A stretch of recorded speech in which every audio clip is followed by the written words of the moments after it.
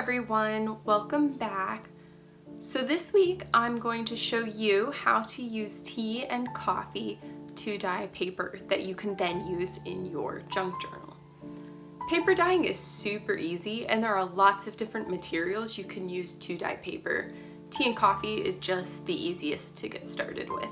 Here are some samples of dyed paper that a friend of mine dyed using avocado skins and onion skin. This nice pinkish color was created using avocado skins, and then the more orangey one was made using onion skin. And to get these cool designs on the paper, she painted using soy milk and then let it cure and then dyed the paper, and it dyes it differently. Here are ones I dyed using these same materials, avocado peels and pits and onion skins. I was aiming for more of like a bright orange with my onion skin to get the deeper colors, but I still also got some of those nice pales. And then with the avocado skins and pits, I wanted more of a purplish color than the pinks. So these papers are what the avocado dye turns to when you add iron to it. When you add different things to the natural dyes, you can get different colors from the same materials, also just depending on how long you let the dyes cook for, how long you let the paper soak. Very science. Makes me feel like an alchemist. I'm not going to be getting into onion skin and avocado dye today. I just wanted to show you there are a lot of possibilities of things you can use that you would normally toss, get one more use out of them, use them for something different, and then you toss them or compost them. When you get into dyes like that, there are things to be aware and careful of. The dyes that we're using today, coffee and tea, there's not really any concern regarding those, but when you get more in depth into dyeing, like I mentioned, I added iron to my avocado dye to turn it purple. So when you do things like that, you have to make sure that you're being safe, because you can poison yourself with dyes. We're pretty safe with coffee and tea, so we're gonna stick with that. Materials you will need to dye paper. Coffee. I have a herbal tea I'm going to use, as well as a black tea I had laying around. These don't need to be new grounds or leaves.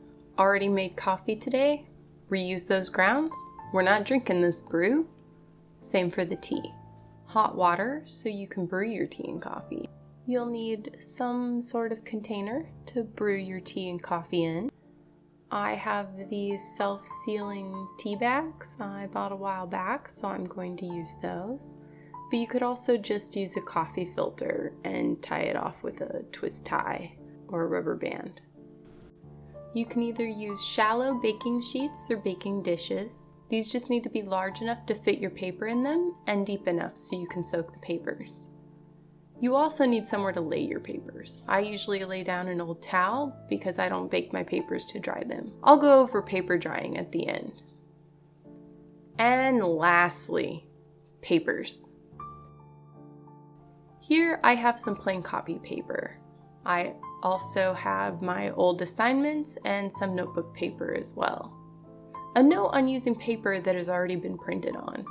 If a paper was printed on with a LaserJet printer, the ink will stay. It won't run or get messy. LaserJet printers are usually the big Xerox machines that you might see at school or in the library. Papers printed using an inkjet printer, which are usually smaller home and office printers, are going to be more messy when they get wet. Also, if your notebook paper has writing on it, most likely that ink will run as well. So dyeing is about experimenting. If you're going to be using papers that may potentially run or have ink that will come off the paper and distort the color of your dye, save those for last. Start with your more blank papers and work towards your papers that may leak dye. Now for the dye process. The more coffee or tea you use will result in a darker colored dye. If you want lighter dye, just use more water when brewing or less tea and coffee. As for tea, try out various teas. I have lots of herbal teas, so I'm using those to attempt to get more colors on my paper.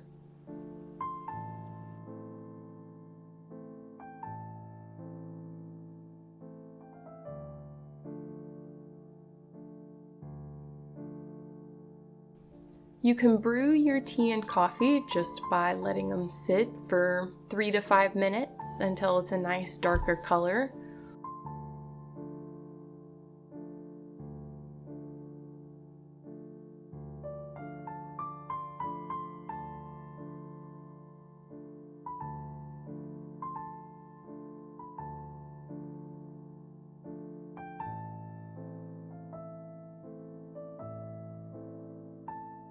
Remove your leaves and grounds, and then you're ready to dye. Add this to your baking pans.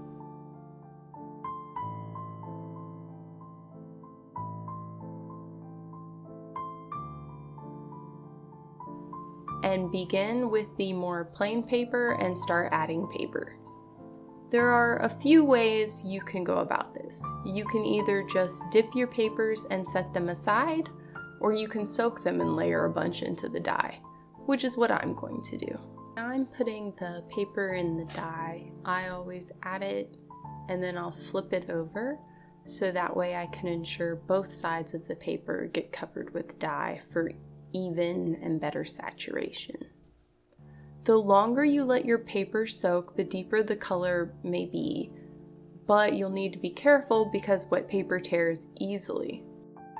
If you want more color, once your papers are dry, you can always dip them again in the dye. You can also splatter dye on them to add some interest that way. It's all up to you and how you want your papers to look.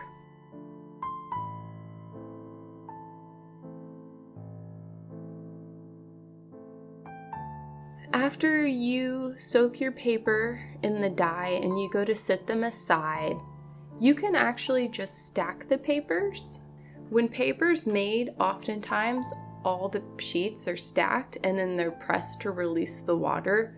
Since the fibers have already bonded to each other to make a flat sheet, you don't need to worry about the papers becoming stuck together if you stack them on top of each other when wet. When they dry, they'll separate easily.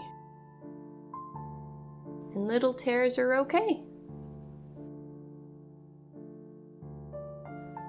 If you want to add interest, crinkle the papers up and dye them.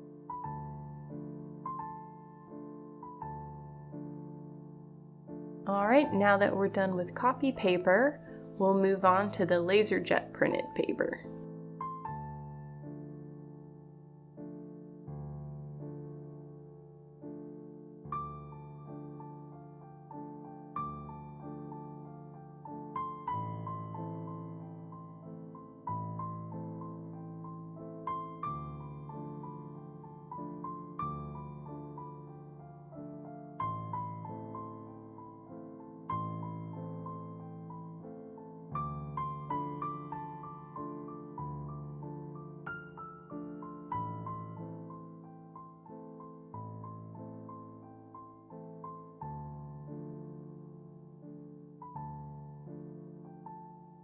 After laser jet, we'll do our notebook paper because this paper is going to run some. If you want to try to keep the blue lines on the paper, just do a quick dip to get some color on the paper. If you let it soak, the lines will wash off. And you can see here that our laser printed paper has not run at all, but the paper has picked up the color of the coffee and tea dyes.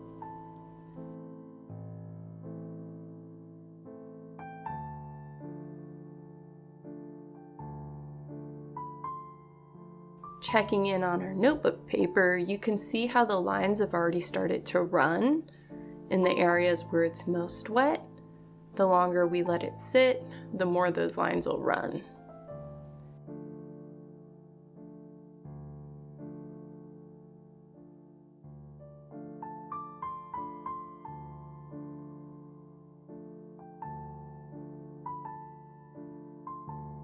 And lastly, our inkjet printed paper.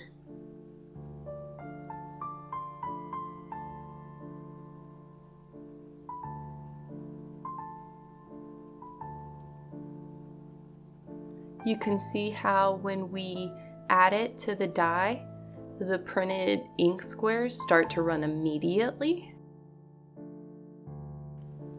We haven't even flipped this sheet over, and we're getting a lot of bleeding around the printer icon up here, as well as the more thicker printed words.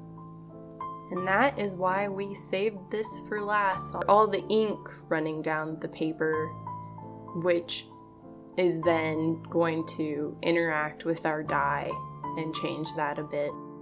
So I did 10 sheets of each kind of paper plus the 3 inkjet papers, and you can see we still have a lot of dye left, so you can get a lot of use out of just 2 cups of tea and coffee. Some suggestions for drying your papers. You can use a heat gun if you have one. A hair dryer is an option as well. Also use an iron. Just be careful to not burn your paper. You want to do a low temp or put a thin cloth over the paper when you iron it. Another option is to bake your papers. If you decide to bake your papers, you want to keep that temperature well below 300 degrees. You also only want to bake your sheets for maybe 5 minutes at a time, constantly keeping an eye on them because you don't want to set them on fire. And if you're not an adult, you should probably make sure an adult knows you're using an oven and is okay with it. Lastly, you can harness the power of the sun to do your bidding. And by that I mean, if it's sunny out, you can put your papers out in the sun and let the sun do all that hard work. Because sitting around watching paper dry is not my favorite activity. I have better things to do. So what I do is I take my sheets and I peel them apart and I pat them off on the towel a little bit. This would work better with 2 towels, but I only have the one right now. So you're patting the excess moisture off the papers, and then you can stack them back up. They're not going to stick together. Nothing weird's going to happen. You'll just want to periodically check on them and maybe reshuffle the papers to put the wetter ones outside. And you can see here they've already started to dry a lot more since we patted off that excess water and have left them sitting for a little bit.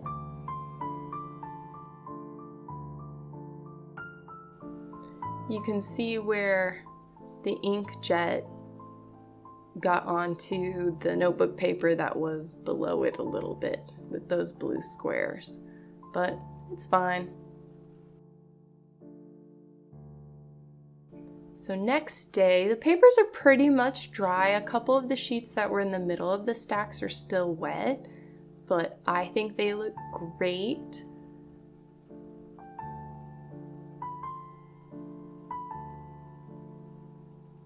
And then, so this stack is the coffee dye, which you can see it comes out a lot lighter than the tea dye.